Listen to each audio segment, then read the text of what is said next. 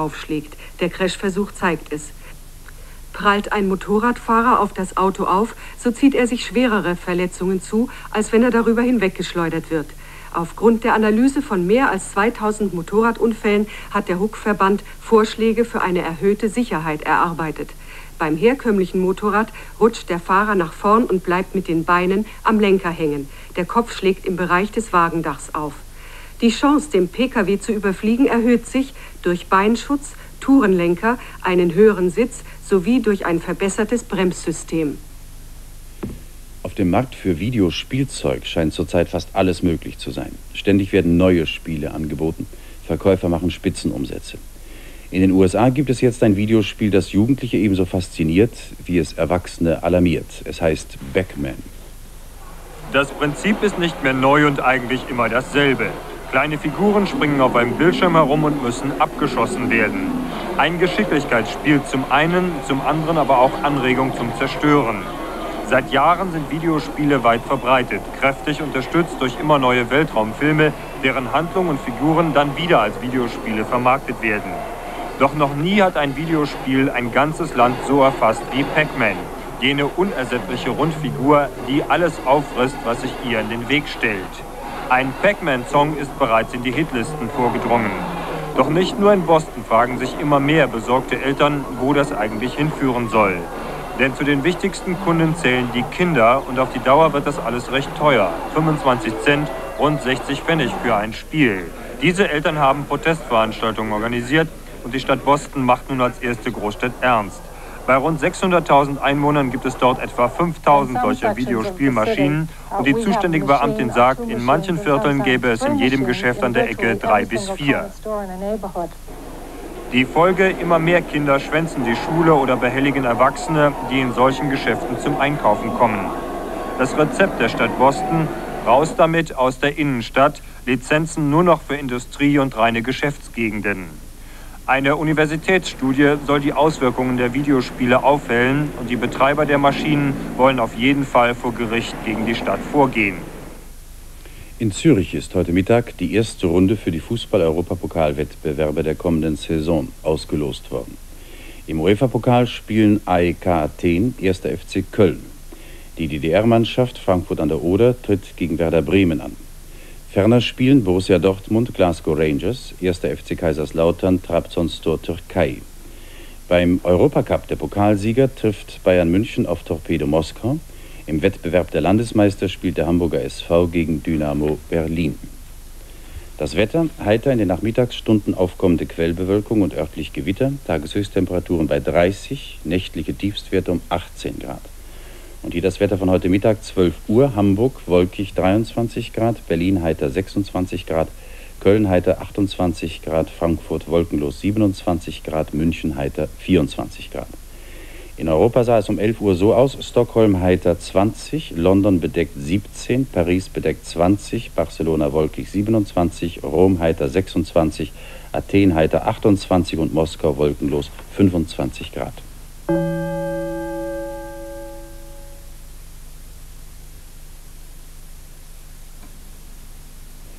Damit, verehrte Zuschauer, ist unser Vormittagsprogramm beendet. Anschließend wieder eine Vorschau auf unsere Sendung von heute Abend und auf das gemeinsame Vormittagsprogramm morgen am Donnerstag. Dann also auf Wiedersehen, machen Sie sich noch einen schönen Sommertag und auf bald.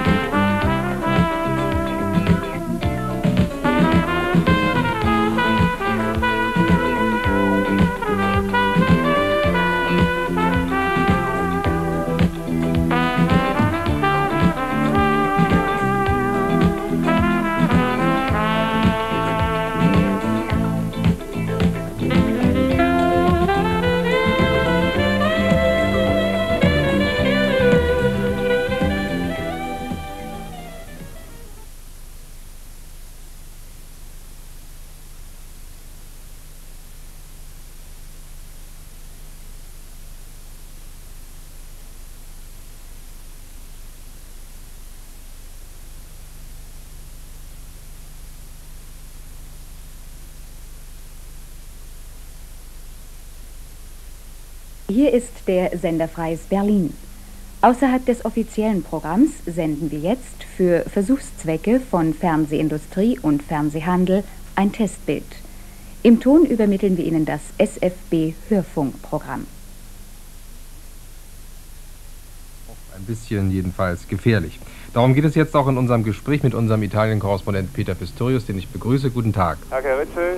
Herr Pistorius, es geht um einen in Neapel ermordeten und zerstückelten Psychiater, um einen blutigen Krieg der Unterwelt und um die Gangsterbraut Pupetta, zu Deutsch Püppchen.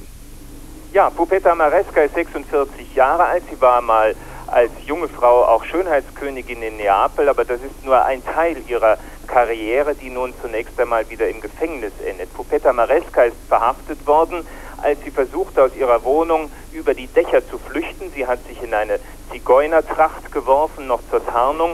Und als die Polizei sie festnahm, hatte sie 400 Millionen Lire im Rock in Bargeld und in Schecks geteilt und hat sich aber dann willig abführen lassen, nachdem sie vorher noch die Bitte geäußert hat, sie wollte sich doch noch mal umziehen, weil sie in diesem Aufzug nicht ins Gefängnis eingeliefert werden wollte. Pupetta Maresca, mit 19 Jahren zum ersten Mal Witwe geworden, als man ihren Mann erschossen hat in dem ersten Camorra-Krieg in den 50er Jahren. Ihr Sohn ist hinter Gittern geboren und wurde dann auch entführt, wurde nie aufgefunden, ist tot und die Bitte der Mutter, wenigstens ihr die Gebeine des Toten zurückzugeben, wurde nicht erfüllt. Als sie aus dem Gefängnis herauskam, nach einer 10-jährigen Gefängnisstrafe, weil sie nämlich den Mörder ihres Mannes erschossen hatte, gab es inzwischen schon einen Film, es gab Chansons, es gab Volkslieder auf die schwarze Witwe der Camorra, die inzwischen ein Verhältnis mit Umberto Amaturo eingegangen ist, der übrigens auch einmal verdächtigt war, der Mörder ihres Sohnes gewesen zu sein, nach dem alten Spruch, Pack schlägt sich, Pack verträgt sich. Nun, Umberto Amaturo ist nun auch im Gefängnis, weil er ebenfalls wie Pupetta verdächtigt wird, wie Sie schon vorhin sagten, den Gerichtspsychiater Aldo Semerari umgebracht zu haben. Der Vorwurf lautet auf Beihilfe zur Entführung des Professors, Ermordung durch Strangulation und anschließende Enthauptung plus Autodiebstahl, und dieser letzte Vorwurf gründet sich auf den Umstand, dass die enthauptete Leiche des Professors in Neapel in einem geklauten 128er Fiat gefunden wurde. Auf dieselbe Weise war vorher schon einmal ein Anhänger Raffaele Cutolos, und das ist der Widersacher in diesem Bandenkrieg zwischen der alten und der neuen Camorra, ein Widersacher desselben Cutolos, ebenfalls enthauptet worden war. Die Hände wurden ihm abgehackt und damals wurde dem Armen auch noch das Herz aus dem Leib gerissen. So geht es manchmal in Neapel zu. Also Aldo Semerari, der übrigens auch eine Rolle spielt in rechtsextremistischen Dunstkreisen, der unter dem Verdacht einmal im Gefängnis saß, auch am